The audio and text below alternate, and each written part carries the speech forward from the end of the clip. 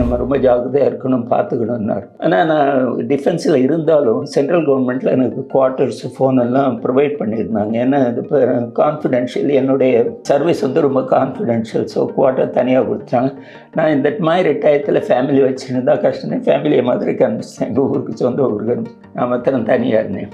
ஒரு நாள் ராத்திரி அக்டோபர் மாதம் 12 மணிக்கு எனக்கு கால் வருது. நர்ஸே த பலூன் இஸ் அப் அப்படின்னு. அதான் மெசேஜ். பலூன் இஸ் அப்னா வார் இஸ் டிக்ளேர்னு அர்த்தம்.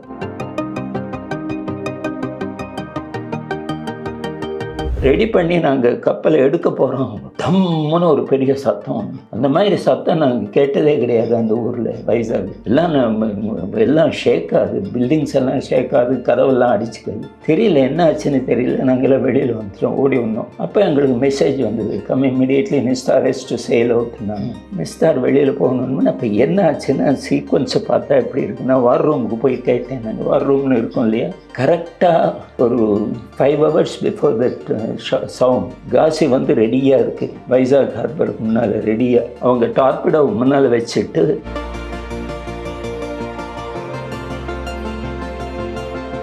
அவர் Vikrant going out to Madras அப்படின்னு சிக்னல் அனுப்புகிறாரு. அந்த பையன் குறி வச்சு ரெடியாக உட்காந்துட்டு இருக்காங்க. இவர் போய் கரெக்டாக கொஞ்சம் முன்னால் போய் சவுத் நோக்கி திரும்பி 2 பெரிய டெப்த் சார்ஜை போட்டுட்டு போயிடுறாரு. அது அவருக்கு தெரியாது, இப்போ சம்மரின் இருக்குன்னு கூட தெரியாதுன்னு. ஆனால் டெப்த் சார்ஜ் போட்டால் என்னென்னா, அந்த டெப்த் சார்ஜினுடைய ஹைட்ராலிக் ஃபோர்ஸ் எப்படின்னா, அது ரொம்ப தூரம் ட்ராவல் ஆகும் ஃபோர்ஸ். அது ட்ராவல் ஆகி இதை அஃபெக்ட் பண்ணியிருக்குது. இவன் முன்னால் வச்சுட்டு இருந்தான் இல்லையா பாம்பெல்லாம் ரெடியாக, அந்த அந்த கன்ஃபியூஷனில் அந்த பாம்பு வெடித்தோடனே சப்மரினுடைய ஃப்ரண்ட் போர்ஷன் கூட எதிரி போயிடுச்சு. அப்படியே முழுகி போய் கீழே போயிட்டான். 30-40 மீட்டர் கீழே இருக்குது. அவ்வளோ தூரம் போகிறது கஷ்டமாக வந்து. ஏன்னா டைவர் போவாங்க வந்து ட்ரெயின். அவங்க போய் அந்த அப்பர் காமினிங் திறந்தா அந்த ஆஃபீஸர் தொங்கிட்டுருக்கான், செத்து போய் அங்கே பாகிஸ்தான. அந்த பாடியை மேலே 8-9 பாடி எடுத்துட்டாங்க மேலே.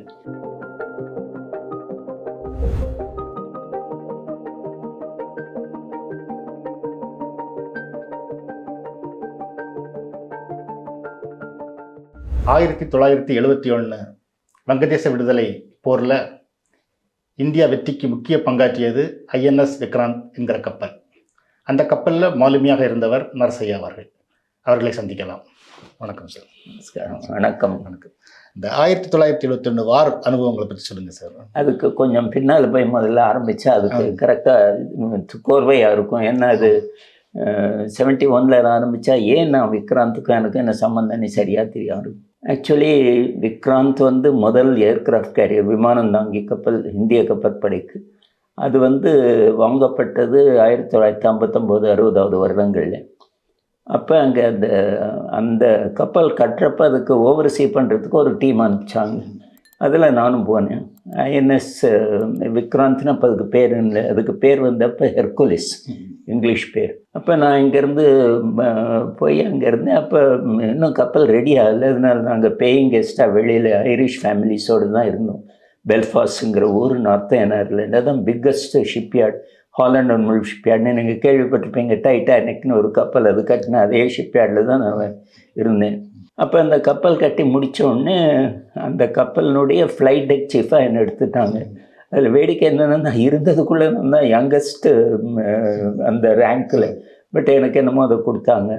சரி, நான் அதை எடுத்து அதுக்காக நிறைய அங்கே ட்ரைனிங், ஸ்காட்லாண்டில் எல்லா இடத்துலையும் ட்ரைனிங் ஆச்சு, லண்டனில் எல்லா இடத்துலையும் ட்ரைனிங் ஆச்சு.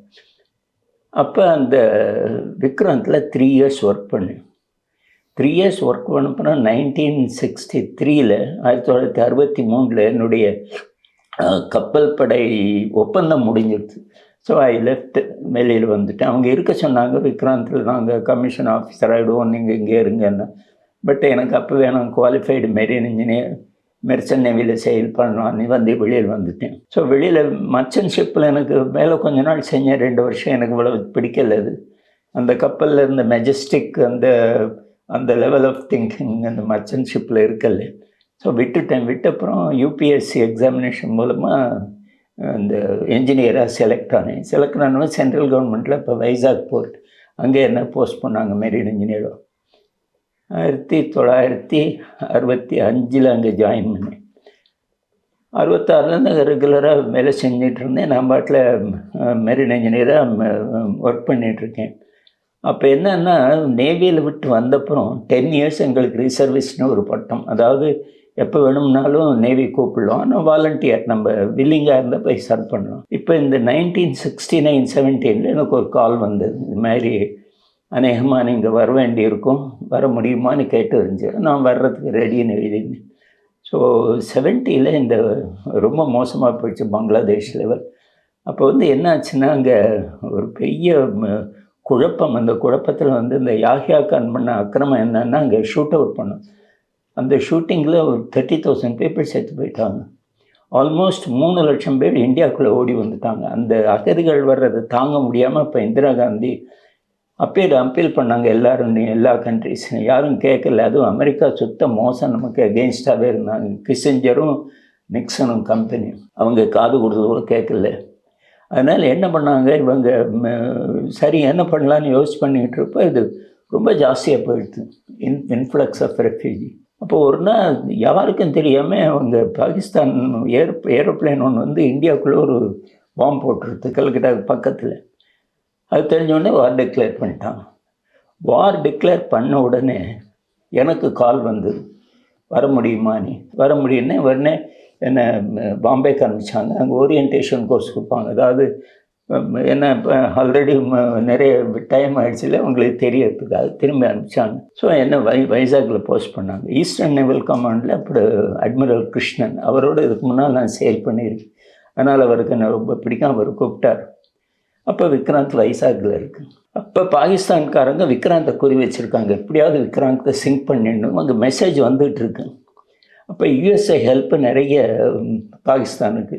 அவங்க ஒரு நீர்மூழ்கி கப்பலை அவங்க கொடுத்துருந்தாங்க, ஒரு சப்மரீன் காசின்னு ஒரு கப்பல். அது கராச்சியிலேருந்து செயலை இந்தியாவை சுற்றி வருது. விக்ராந்த் வைசாகில் இருக்க எப்படியும் வழியில் வர்றப்ப அதை சிங்க் பண்ணிடணுன்னு வர்றது வைசாக் நோக்கி வந்துட்டுருக்காங்க.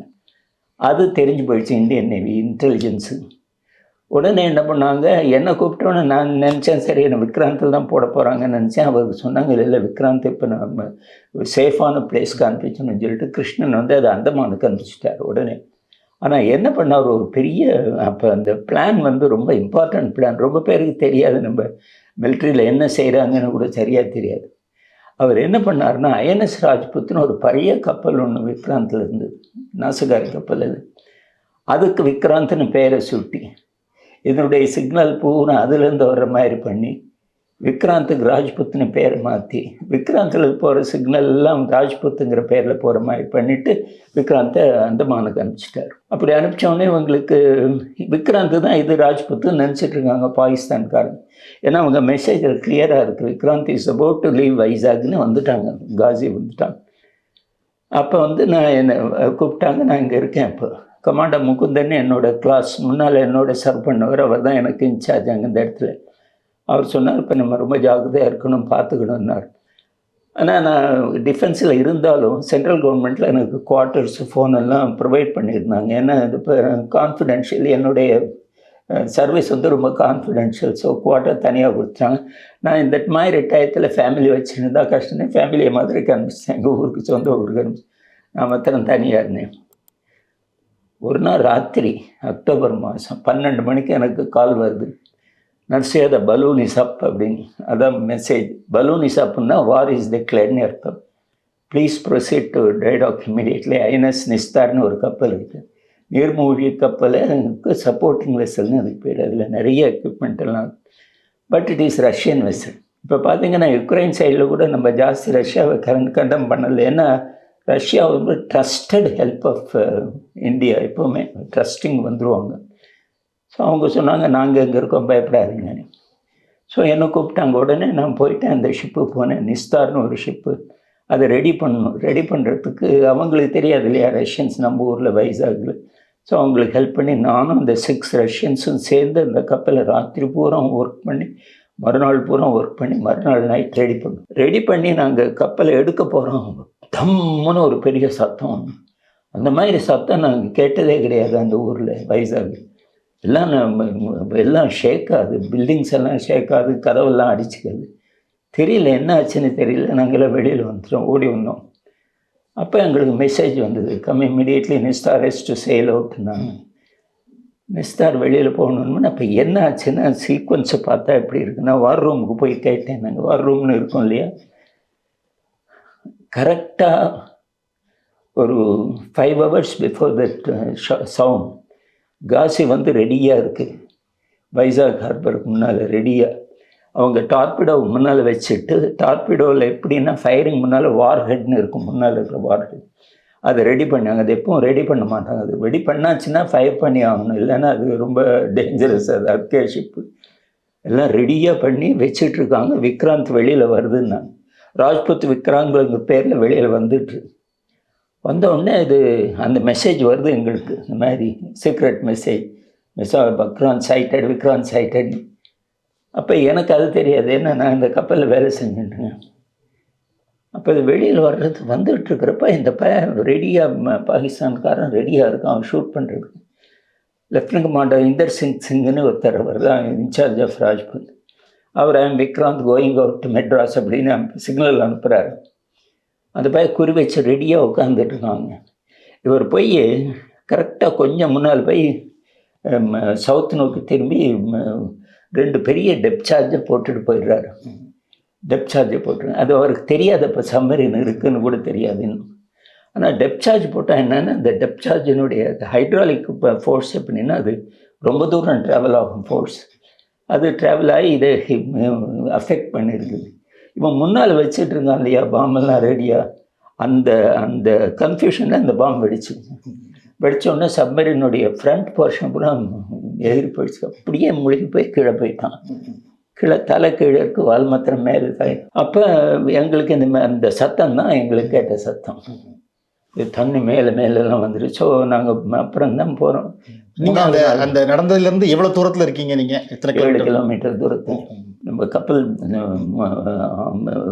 என்ட்ரன்ஸ்லேருந்து 7வது கிலோமீட்டர், ரொம்ப பக்கம். 7வது கிலோமீட்டர்னால் வார டைமில் நத்திங்க, ஏன்னா ஒரு பாம்பே போய் அது தெரிஞ்சவுடனே நாங்கள் போனால் அங்கே ஒன்றும் போக ஷிப்பு ரொம்ப ரஃப்பாக இருந்தது, போகவே முடியல பக்கத்தில். அப்புறம் டைவர்ஸ் எல்லாம் போய், இந்த பஞ்சாபி டைவர்ஸ் தான் மெயினாக. அப்போ அந்த ஐஎன்எஸ் நிஸ்தாரில் தான் போகணும். அதில் பெல்னு ஒன்று உண்டு. பெல்லுன்னா அப்படி பெரிய இதுமாதிரி இருக்கும், கண்ணாடி, அதை அப்படியே இறக்குவாங்க. அதை இறக்கி அதில் பம்பை நோட் பண்ணிவிடுவாங்க நீள்.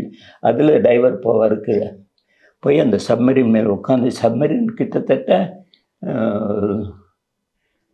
30-40 மீட்டர் கீழே இருக்குது. அவ்வளோ தூரம் போகிறது கஷ்டமோ இது. ஏன்னா டைவர் போவாங்க வந்து ட்ரெயின், அவங்க போய் அந்த அப்பர் காமினிங் திறந்தா அந்த ஆஃபீஸர் தொங்கிட்டுருக்கான் செத்து போய் அங்கே பாகிஸ்தான். அந்த பாடியை மேலே 8-9 பாடி எடுத்துட்டாங்க மேலே. இந்த டைப்ரைட்டர் மெசேஜ் எல்லாம் கொண்டு வந்துட்டாங்க. நாங்கள் வைசாகில் நாங்கள் அதை எக்ஸிபிஷனில் வச்சோம். அப்போ இதெல்லாம் தெரிஞ்சு போச்சு. அப்போ வெளியில் வந்தாச்சு, நாங்கள் இதுக்கு வந்தோம். அப்புறம் ரெகுலராக எல்லாம் ஸ்டார்ட்.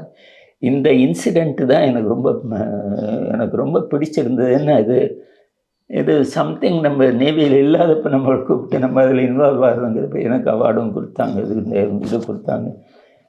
ஸோ அது எனக்கு என்னுடைய வாழ்க்கையில் இது ஒரு முக்கியமான அம்சமாக நான் அதை நினைக்கிறேன். இப்போ இதில் நீங்கள் கிருஷ்ணன் பற்றி சொன்னீங்க. கிருஷ்ணனோட உங்களுக்குள்ள பழக்கம், அந்த வாரில் கிருஷ்ணன் ரொம்ப இன்டெலிஜென்ட் மேன், அட்மிரல் கிருஷ்ணன். அவர் எப்படி எனக்கு பழக்கம்னா, ஐஎன்எஸ் டெல்லின்னு ஒரு கப்பலில் ஒரு கேப்டனாக இருந்தார். அப்போ அங்கே நான் இருந்தேன் அங்கே. அப்போ அவர் இங்கே வந்தப்போ அது ஒரு வேடிக்கையான சம்பவம். 1959 இங்கே வந்தோம், சென்னை துறைமுகத்துக்கு வந்தோம். அப்போ நீங்கள் கேள்விப்பட்டிருக்கேன், எங்கள் தாய்மாமன் சிட்டி சுந்தரராஜன், உங்களுக்கு தெரியும், தெரியும் எழுத்தாளர். அவர் இதில் ஆல் இண்டியா ரேடியோவில் இருந்தார். நான் ஒரு நாள் சொன்னேன், வேடிக்கையாக சொன்னேன், உங்கள் இன்டர்வியூ ஏற்பாடு பண்ணலாமே. நான் ஒரு குறை சந்தோஷம் பண்ணுங்களேன், ஆல் இண்டியா ரேடியோவில் இப்போ இன்டர்வியூனா பெரிய சமாச்சாரம். அப்போ அவர் வந்தார், மாமா வந்தார். மாமாவை கூட்டிகிட்டு அவங்களே போட்டெல்லாம் ஏற்பாடு பண்ணாங்க. வெளியில் இருந்தது ஐஎன்எஸ் டெல்லி. அதை கூட்டிகிட்டு போனால் கிருஷ்ணன் இது இன்டர்வியூலாம் போனோம்னா அவருக்கு அப்போ இருந்து என் மேலே ரொம்ப ஒரு மாதிரி nice man, very good man. அந்த மாதிரி ஒரு பழக்கம் என்னால் அவருக்கு தெரிஞ்சது. அதெல்லாம் அது செகண்டரி. மெயினாக என்னென்னா, அவர் ஸ்ட்ராட்டஜிஸ்ட். இந்த காலத்தில் World War I, 2 அவருக்கு நல்ல பேர், நம்ம பழைய யுத்தத்துலேயே. அதனால் அவங்கெல்லாம் எப்படின்னு அவங்க மைண்ட் வந்து ஒரே கூர்மையாக ஒரு ஒரு டைரக்ஷனை நோக்கி தான் அவங்க போயிட்டு இருப்பாங்க. இப்போ இதில் வந்து விக்ராந்தை வந்து சென்னைக்கு கொண்டு வரலாம் அப்படின்னு ஒரு மெசேஜ் அனுப்பிச்சா சொன்னீங்க. ஆமாம், அப்போ அதனால சென்னைக்கு வந்து ஆபத்துகள் இருந்தது. சென்னைக்கு அப்போ வரல, அது அந்தமானுக்கு போயிடுது. ஏன்னா சென்னைக்கு முன்னால் நான் விக்ராந்தில் இருக்கிற சென்னைக்கு வந்திருந்தேன். எங்கே தான் ரிசப்ஷன் கொடுத்தாங்க, சிவிக் ரிசப்ஷன் கொடுத்தாங்க. அந்த காலத்தில் உங்களுக்கு தெரியும், லலிதா, பத்மினி, ராகினின்னு 3 பேர் இருந்தாங்க. இதில் ராகினி டான்ஸர், அவங்கள கூட்டிகிட்டு வந்து விக்ராந்தில் அவங்க தான் டான்ஸ் ஆடினாங்க. நாங்கள் வந்த அன்னைக்கு ரிசப்ஷன் மாதிரி. அது 1960. அதெல்லாம் ஒன்றும் பெரிய இம்பார்ட்டன்ஸ் இல்லை. அது என்ன இம்பார்ட்டன்ஸ்னா, விக்ராந்துங்கிற ஒரு கப்பல், ஒரு விமானந்தாங்கி கப்பலில் இருக்கிறதுக்குள்ளே அந்த சீஃப் 5 பேர் தான் சீஃப்ஸ். அதில் 5ல் நான் தான் யங்கஸ்ட். என்ன ஃப்ளைட் டெக் இன்சார்ஜாக போட்டது தான் எனக்கு ரொம்ப பெருமையாக இருந்தது. அதில் நான் அது வந்து என்ன ஏரோப்ளேனை ஷூட் பண்ணேன் நான். அப்போ நான் அதில் ட்ரெயின் ஆகியிருந்தேன். 29 செகண்ட்ஸ் இன்டர்வலில் நான் ஷூட் பண்ணியிருக்கேன். ஏரோப்ளேன் 6 சார்ட்டிமா 6 பிளேன் ஒன் ஆஃப்டர் அது தள்ளுவோம். அவங்க லேண்ட் பண்ணுறது அவங்களுடைய திறமை. அப்போ அதில் எனக்கு நிறைய எக்ஸ்பீரியன்ஸ் எல்லாம் இருந்தது. அதில் என்ன, நான் இங்கேருந்து டிசம்பரில் போனேன் அந்த கப்பலுக்காக. அப்போ போகிறப்ப லண்டனில் எனக்கு பெரிய ப்ராப்ளம் இருந்தது. அந்த ப்ராப்ளத்துக்கெல்லாம் எனக்கு ரொம்ப ஹெல்ப் பண்ண ஒரு பையன் ஒருத்தர், இனாம்தார்னு ஒரு பையன். அவனை நான் என்னுடைய டீமில் எடுத்துக்கிட்டேன் விக்ராந்தில். ஸோ நாங்கள் முதல்ல சொன்னால் நம்ப மாட்டீங்க, இது நம்ம என்னமோ வேடிக்கை சொல்கிறோம், இல்லை இதெல்லாம் முட்டாள்தனம் மூட நம்பிக்கைன்னு சொல்கிறோம். ஆனால் நான் சொல்கிறத கவனமாக கேளுங்க. நாங்கள் ஃப்ளைட்டில் ட்ரையலுக்கு போகிறோம். பிக் சாம்னு ஒருத்தரவை தான் ஃபோர்மன். பிக் சாம்னா அவர் 6 அடி 6 அடி ஓசரம். அவங்கெல்லாம் வெல்ஷ்காரங்கெல்லாம் ரொம்ப பிக் மைட் ஃபில்லர். அவர் அப்போவே அவருக்கு 60 வயசு ஆகிடுச்சு. 65 வயசு வரைக்கும் அவங்க வேலை செய்யணும். அவர் என்ன சன் தான் கூப்பிடுவார். Son, be very careful. முதல் தடவை ட்ரையல்ஸ்க்கு you are going, there is always a death in trials, be very careful அப்படின்னு சொன்னார். நான் அப்போ சின்னவன் தானே வயசில், எல்லாம் ஃபால்ஸ் பிலீஃப்னு சொல்லி போயிட்டேன். அப்போ நான் ஃபஸ்ட்டு ஃப்ளைட்டு போகிறோம். கேனட்னு ஒரு விமானத்தை வச்சு ஃபஸ்ட்டு ஷூட் பண்ண போகிறோம். ரெடியாக இருக்கும் எல்லாம். நான் அந்த எப்படின்னா, அந்த பிளேனை உட்காந்து வச்சுட்டு அதை கனெக்ட் பண்ணி விட்டுருவோம். அது ஃபுல் ஃபோர்ஸ் ஆனோடனே நாங்கள் ஷூட் பண்ணுவோம். ஷூட் பண்ணுறப்ப அதனுடைய பிரேக்கிங் ரிங் உடஞ்சோடனே அது போகும். வித்தின் 400 ஃபீட்டுக்குள்ளே 100 மைல் ஸ்பீடு வரணும். அந்த அக்சலரேஷனில் போகும். அதனால் இந்த பைலட் வந்து ஃபுல் ஃபோர்ஸில் உட்காந்துருப்பார். அப்போ நான் உட்காந்துருக்கேன், நாங்கள் டெக்கில் உட்காந்துருக்கேன். ஏன்னா இந்த பிளேன் ஹைட் வந்து hardly 3.5 feet from the ground, I mean deck. நான் சொல்கிறேன், இவங்க பசங்களெல்லாம் 5 பேர் இருப்பாங்க டீமில், ஜாகிரதைங்க கீழே உட்காந்துருங்க, தலையை மேலே எடுக்காதீங்கன்னு சொல்லியிருந்தேன். நான் உட்காந்துருக்கேன், என் பக்கத்தில் இந்த இனாம்தார் இருக்கான். அவர் இது பண்ணோடனே அவன் என்ன பண்ணியிருக்கான், வேடிக்கை அப்படி தலையை தூக்கியிருக்கான். அந்த ஜெட்டு ஃப்ளோ வந்து அவன் அப்படியே ஒரு சமர்சால்ட் அடித்து 2 சமர்சால்ட் அடித்து அந்த டெக்கில் விழுந்து தலையில் அடிபட்டு அந்த ஸ்பாட் டெட். அவன் லண்டன் ஹாஸ்பிட்டலுக்கு ஹெலிகாப்டரில் கொண்டு போனாங்க, பிரயோஜனம் இல்லைட்டாங்க. அன்றைக்கி ராத்திரி நாங்கள் திரும்பி ஷிப்யார்டுக்கு வந்தோடனே அந்த மூஞ்சியை பார்க்கறதுக்கு எனக்கு பயமாக இருந்தது. ஏன்னா அவர் சொன்னதை நாங்கள் இது பண்ண மூட நம்பிக்கை நினைது. அதான் 2 பலி ஆச்சு அங்கே எங்களுக்கு. அதே மாதிரி நாங்கள் லேண்டிங் ட்ரையல்ஸ் பண்ணிட்டோம். லெஃப்டினன்ட் பஜாஜின்னு ஒரு யங் பைலட் லேண்ட் பண்ணுறாரு. லேண்ட் பண்ணி அந்த வயரில் கேட்ச் பண்ணி போயிட்டு நின்னாச்சு ஷிப். ஆல்மோஸ்ட் ஏரோப்ளேன் நின்றுடுச்சு. அந்த ஹூக் உடஞ்சி போயிடுச்சு. உடஞ்ச உடனே அவருக்கு இனஃப் த்ரஸ்ட் இல்லை மேலே பறக்கிறதுக்கு. அப்படியே இப்படி போச்சு தண்ணிக்குள்ளே. அந்த விமானம் ரொம்ப வேகமாக போயிடுச்சு. Within seconds he was last. 5 hours try பண்ணோம், பாடியே கிடைக்கல எங்களுக்கு. ஏன் சொல்கிறேன்னா, இதெல்லாம் அந்த அப்போ பார்த்தப்ப எனக்கு நம்ம என்னமோ சொல்கிறோம், எல்லாம் உட்காந்துட்டு 4 பேருக்குள் நடுவில் இருந்துட்டு மூட நம்பிக்கை அதெல்லாம் சொல்கிறது ரொம்ப ஈஸி. ஆனால் அந்த இடத்துல இருந்தால் தான் நமக்கு அதனுடைய விவகாரம் பூரா தெரியும். அந்த மாதிரி ஷிப்பில் ஒரு நல்ல எக்ஸ்பீரியன்ஸ் எல்லாம் வந்ததுனால சின்ன வயசுலேயே மெச்சூரிட்டி வந்துடுறது நமக்கு, திங்கிங் மெச்சூரிட்டி. ஏதாவது அதனால தான் எனக்கு இந்த கதை எழுதுகிற ஆர்வம் எல்லாமே வந்தது. Because of that service. நாங்கள் டிஃப்ரெண்ட் பீப்புளை மீட் பண்ணுறோம், டிஃப்ரெண்ட் கல்ச்சர்ஸ் பார்க்குறோம். ஆல்மோஸ்ட் எல்லா கண்ட்ரீஸ்க்கும் நான் பார்த்துட்டேன். ஷிப்பு நீங்கள் படித்தது என்ன படித்தீங்க? ஆக்சுவலி அதே ஒரு கதை, அது ஒரு பெரிய கதை. ஆக்சுவலி எங்கள் அப்பா ஜில்லா கல்வி அதிகாரியாக திருச்சினாப்பள்ளியில் இருந்தார் 1949. அப்போ நான் SLC. நல்லா படிக்கிற பையன். அப்போல்லாம் படிப்பு எங்களுக்கு சாதாரணமாக நல்லாவே வரும். நான் கிளாஸ்லேயே எல்லா விஷயத்துலையும் நல்லா தான் இருந்தேன். அப்போ எனக்கு சென்ட் ஜோசப்ஸ் காலேஜில் கிடச்சோம் இடம். எஸ்எல்சியில் முடித்தோன்னே அங்கே போய் ஜாயின் பண்ணலான்னு ஒரு ஐடியா இருந்தது. லால்குடியில் இருந்தோம். அப்போ ஏதோ இது ஆனதுனால ஒரு வாத்தியாரோட தகராறாகி நான் நேவியில் ஜாயின் பண்ணுறேன்னு சொல்லிவிட்டேன். அவர் கூட ஃபீல் பண்ணார். நான் பார்த்தேன் நேவியிலேருந்து ஒரு அட்வர்டைஸ்மெண்ட் இருந்தது. எங்கள் அப்பாவுக்கு அப்போ நேவியிலேருந்து ஒரு ஃப்ரெண்டு இருந்தார், கேப்டன் கிருஷ்ணன். கேப்டன் கிருஷ்ணன் அவர் பேரும். அவர் ரிட்டையர் ஆகிட்டார். அவர் பழைய அந்த காலத்து ஆள். அவர் சொல்லியிருந்திருக்காரு, மாதிரி நேவியில் ஜாயின் பண்ண சொல்லி நல்ல சான்சஸ் இருக்குது லைஃப்பில், ரொம்ப கஷ்டம்னா ஜாயின் பண்ணால் நல்லது அப்படின்னு. ஸோ அப்பா வந்து அப்போல்லாம் எனக்கு தெரியும், அவர் அப்பா கொடுத்தோன்னு சரி போட்டு எழுதினேன். போனேன், பரீட்சை பாஸ் பண்ணிட்டேன். பெங்களூருக்கு போன 3 நாள் டெஸ்ட்டு, அதுலேயும் பாஸ் பண்ணிட்டேன். லோனாவாலாவுக்கு போனோம், அங்கே இன்டர்வியூ. போன இடத்துல எனக்கு அப்போ 16 வயசு இன்னும் முடியலை, இன்னும் 3 மாதம் பாக்கி இருக்குது. அங்கே போகிறேன். அங்கே பரீட்சையிலலாம் ஃபர்ஸ்ட் கிளாஸ் எழுதிட்டேன். ஆனால் என்ன, நம்ம ட்ரெஸ்ஸு ஷார்ட்ஸ் தான். அப்போ இது தானே, பேண்ட்டெல்லாம் கிடையாது. வெளியில் சட்டை தொங்கிட்டு, காதில் கடுக்குன்னு, சிவப்பு கல் கடுக்குன்னு. எங்கள் அப்பா சொன்னார், எடுத்துகிட்டு போயெல்லாம் சிரிப்பாங்க. நான் இதெல்லாம் எடுக்க மாட்டேன், அது என்னுடைய பர்த்டேட்டுன்னு விட்டேன். அங்கே போயிட்டேன். அங்கே இந்த காலில் இந்த பின்னால் கட்டுறது கோவாடிஸ்ன்னு செருப்பு, அப்போ தானே ஃபேமஸ், அது வச்சுருந்தோம். முதல் நாள் ராத்திரி உணவு அடிச்சுட்டு போயிட்டான் அது. ஸோ எனக்கு காலில் செருப்பு கூட கிடையாது. இன்டர்வியூக்கு போகிறேன் நான், காதில் கடுக்கன், வெறும் கால், ஒரு ஷார்ட்ஸு, வெளியில் சட்டை தொங்கிட்டு. 3 இங்கிலீஷ் ஆஃபீஸர்ஸ் இன்டர்வியூங் ஆஃபீஸர், ஒரே ஒரு இந்தியன், 4 பேர் மொத்தம். அவங்க என்னை பார்த்துட்டு ஆச்சரியமாக பார்க்குறாங்க. ஆனால் நிறைய இங்கிலீஷ் புக்ஸ் படிச்சிருப்பேன், அப்போவே நிறைய இங்கிலீஷ் புக்ஸ் எல்லாம் படிச்சு. அதனால் அவங்களுக்கு ஒரே சந்தேகம். முதல்ல, டு யூ அண்டர்ஸ்டாண்ட் இங்கிலீஷ்னு மெதுவாக கேட்டார். ஒரு ஸ்டாப்பிள் ஃபோர்ட்னு லண்டன்லேருந்து வந்தது. எஸ் அப்படின்னு அவருக்கு.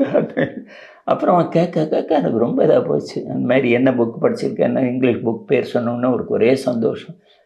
அதெல்லாம் முடித்தோடனே செலக்ட் ஆகிட்டேன். காதெல்லாம் எடுத்துகிட்டு அதுக்கப்புறம் அப்போ செலக்ட் ஆனது தான். நான் ஐடியாவோடு போகலை, சேர போகிறோங்கிற ஐடியாவில் போகலை.